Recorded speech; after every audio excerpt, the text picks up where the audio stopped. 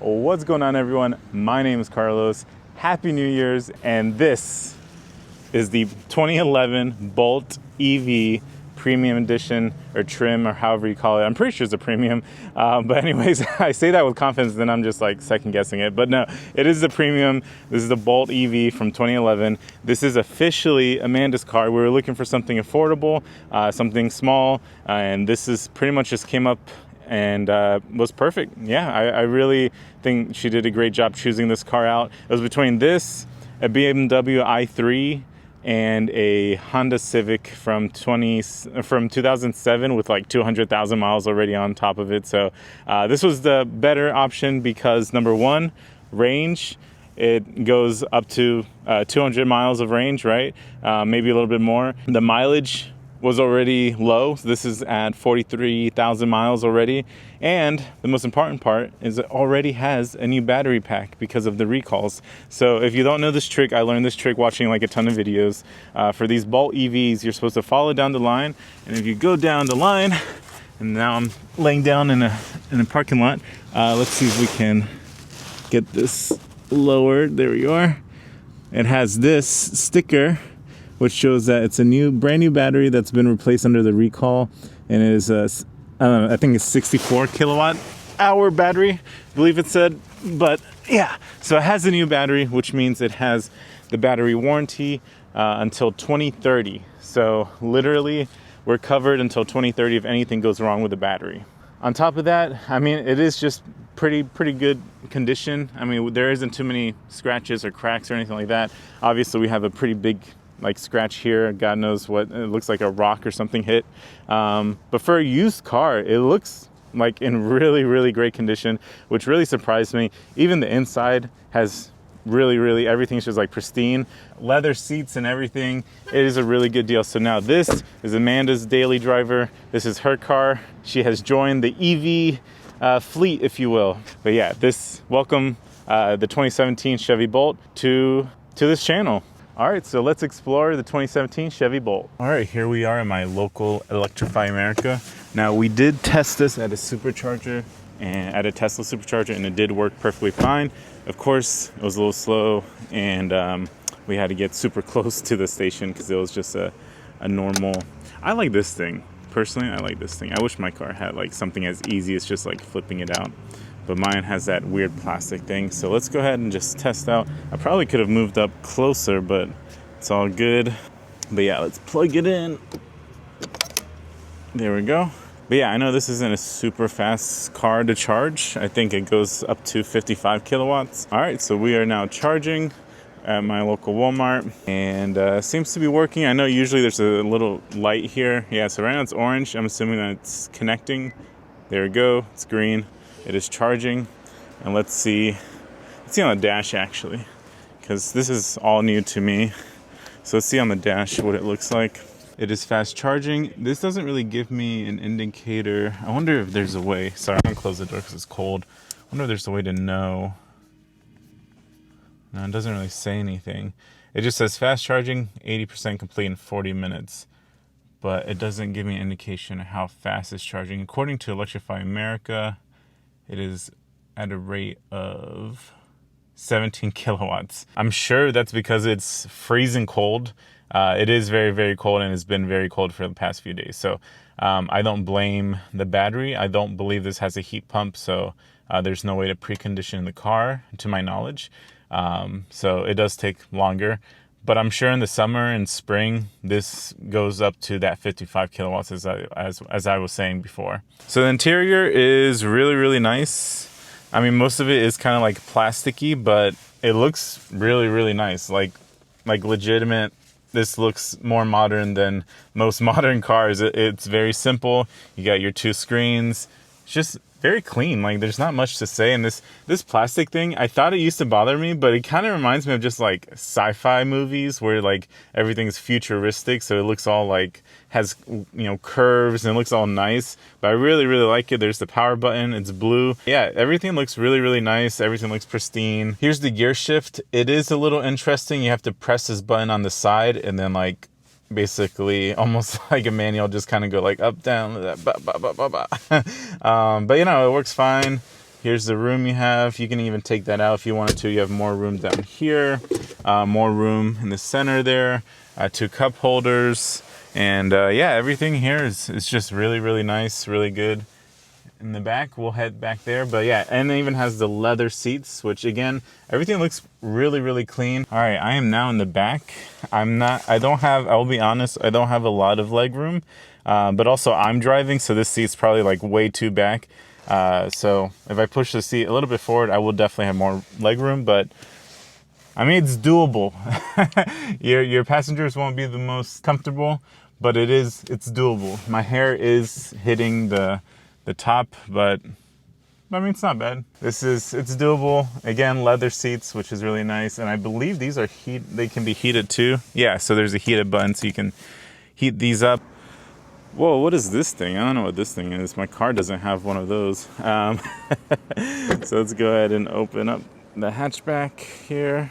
And in the back, you have some space here. That's the charger they included and the carpet mats. But yeah, that is the trunk, literally the tiniest thing. Like literally you can put maybe like a suitcase in here, maybe, and that's about it. But I mean, it is a smaller car. And since we were looking at the trunk, let's get an update on our speed here. So we are still at 19 kilowatts. So yeah, the battery is just completely cold, which is fine. It is a cold day. It has been a couple cold days. But yeah, this looks really nice. I'm really happy with the condition of this car, especially as a used 2011. Looks fantastic. All right, so let's look at some of the software features. Obviously, it's going to be a little outdated. It is a 2011 car. But first, I want to say I'm also very jealous of this heated steering wheel. My car does not have a heated steering wheel. Very jealous of this, especially my hands are freezing. Like, you can't tell, but my hands are so cold right now. And so I'm definitely gonna turn that on just so I can like hold on to it. So yeah, I'm jealous of this, and I'm also jealous of the back window wiper, because obviously the Ioniq 5 doesn't have that until the 2025 version, which is insane. But yeah, anyways, let's focus on the software here. So here you have your maximum of 143 and minimum of 100. From what I understood, I try to watch Jimmy V's videos. Shout out to Jimmy V. From what I understand, this is kind of like the Ioniq 5 guessometer in a way, or estimation. I don't know how you want to say it, where basically is depending on your driving habits and depending on, I guess, the weather as well, because it is freezing. This will change. It might go from like max to 145 to max 200 in the summer, right? Or minimum 100 or minimum 150. I don't know. So these two numbers are your estimations of what your max range and your minimum range, from my understanding, is like. And then the middle number here is your actual, like, this is how far you can go. I don't see a way to put a percentage, so I guess you just kind of have to rely on this level here. So as it goes down, you can see that as like empty, and then all the way up as full. So I don't see a way to change that to percentage, and I don't even know if there's anything to do. Oh, here's some information here. Okay, so you have audio. What happens when I click audio? Okay, you have the radio. You have more menus. I don't know who can navigate this while driving. OnStar navigation layout. Oh, you can change the layout. Ooh, okay. Enhanced, modern. So classic. Ooh, classic looks nice actually. Modern. Okay. I don't know what that leaf is. And then enhanced. So what if we just go to classic? That's actually really nice. Let's see options. We got miles, speed warning, help, open software. So this keeps saying open software. I'm not sure, open source software. I'm not sure what that means. But yeah, really liking that layout. I think the declutter is a lot nicer that way. It doesn't show like max, minimum. You don't have to worry about that. You can just focus on what you have now. Now, as far as the actual, infotainment system, it is pretty basic, but it's really nice. So like, for example, you have your heated seats here. You can have it on auto, or if you're gonna need, hot butts, you go ahead and turn it up at max. this is very interesting. I'm not sure if I'm a big fan of how they laid this out. I wish it was maybe a little more simpler, but that's nice. You got sport mode, you got your emergency lights, and then traction control. But yeah, everything seems really, pretty self-explanatory. And we can just go back. Oh, this is the, I guess, application menu, and then the home menu is your actual layout that you chose. And with the layout, what's really, really cool about this, and that it's surprising that, Chevy got it right in 2010, but Ioniq 5 couldn't get it right in 2022. You can click Edit Homepage, and then you can have different layouts or customize your own layout, so you can put things specifically in different places however you like it. I think that's really, really cool. But yeah, let's go ahead and go back. The only thing we're having a lot of issues with is CarPlay. We have tried different cables, we've tried different phones. It's just not reading CarPlay.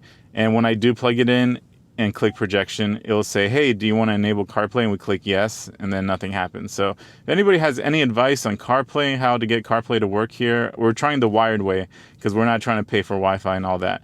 So the wired way, if anybody has any advice on how to get CarPlay to work on here, that would be amazing, because so far it's not working. And I forgot to mention, as far as interior goes, so you do have this little flap for the mirror, but I think it also doubles as a wallet, like a card holder, which I think is kind of cool. So you have your cards here. You got OnStar, which we're not paying for. You have your lights, and that's pretty much it. And then back here, if you go down, you have like some kind of phone holder or like wallet holder here, which is very interesting to kind of force you to use that.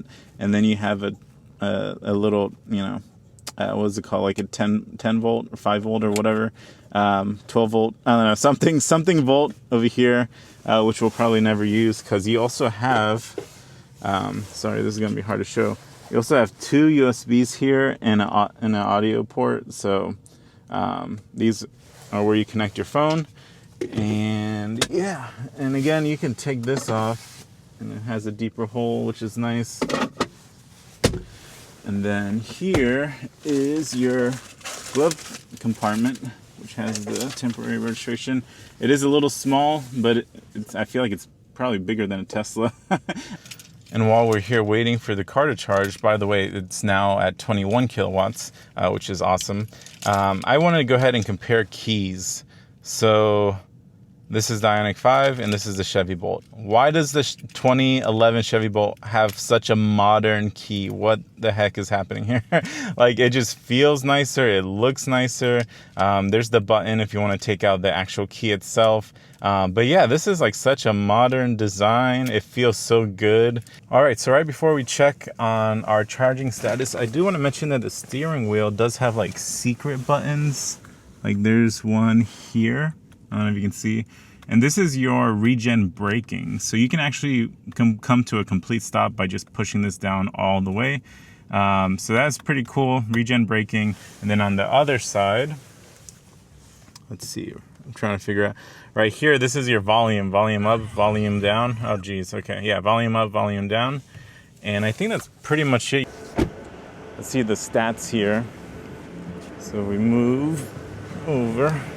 Yeah, I have so much room. I could have really pulled in more, but I'm not used to this car yet, so I didn't know how far I was gonna go in. But yeah, we're currently charging at 16 kilowatts. It ramped up to like 23 at some point, and then just went back down to 16. So as you can tell, the biggest weakness for this car is the cold. That is probably the biggest weakness. And then obviously, it's not an Ioniq 5 where it's claimed to charge at like to 80% in 20 minutes. This is just a commuter car. I guess in theory you would want to charge this at home. However, I will say I am jealous that it's only cost $5. That is crazy. So $5, 45 minutes. I don't know if this does anything. Oh no, it doesn't. Delivered 14 kilowatt hours, and it's still going. We still got 10 minutes left until 80%, but I'm gonna go ahead and unplug it, finish up this video. All right, let me show you guys the backup camera real quick. So and again, the shifter is just so unique. So to reverse, you want to press, hold, go up, and then to the left. But yeah, so this is the backup camera. You have your 360 view, and then you have your normal backup camera. Obviously, the resolution is not the best, but this is from 2011. What more could you want? from 2011. So we're gonna reverse. And this is gonna sound crazy, but I feel like this, and then I add the shifter again. We're gonna have to go down, or no, go down once. Oh God, okay, there you go. Go down once and then I can drive. This is gonna sound crazy and maybe a little controversial, but in my opinion, the backup camera in this car is easier to understand and use than the Tesla one. And with all that said, thank you so much for watching. I am excited because this is, even though it's not a new car, it's new to me, new to her, new to us, and new to you guys. And now I feel like I'm pretty much turning into Jim's EV, because I think he has an Ioniq 5 and a Bolt. Now I have an Ioniq 5 and a Bolt. Yeah, just really cool to see a different manufacturer tackle on EV charging. And it has been not a struggle, but a big learning opportunity, teaching Amanda, you know, like, hey, you have to download this app, you have to download this app. If you're gonna use the Tesla charger, keep the adapter with you and all that. So let me know what you guys think. If you have any tips, tricks, or anything like that, let us know. The only two problems we've run into so far is CarPlay not working.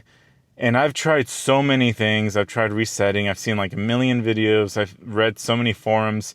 CarPlay is just not working at all. And then the other thing is the camera mirror. So let's turn this on real quick. And this is something they never mentioned to us. I mean, of course, we try to inspect as best as we can, but they never mentioned that the rear view camera mirror has condensation in the inside, not on the outside. So they're going to look at that this next week, and hopefully they will fix that at no cost, because literally they never mentioned that. And we didn't even know it had a camera. We tested everything else out except for that, because we didn't know it had it, and the salesperson also didn't know. So yeah, when we saw that, we're like, hopefully we can get that fixed for free. And yeah, I mean, other than that, it is a very pristine car, very good car. New battery pack again, that's awesome. And everything else works. So yeah, this is it. So with all that said, I will catch you guys next time. Thank you so much for all the support you've given me last year and this year. I have big plans this year, so let's go ahead and start our year. Again, thank you so much for everyone support, and congratulate Amanda for her new car. Again, this is really her car. This is not my car. But yeah, so this is the Chevy Bolt, and I'll catch you guys in the next video. Peace.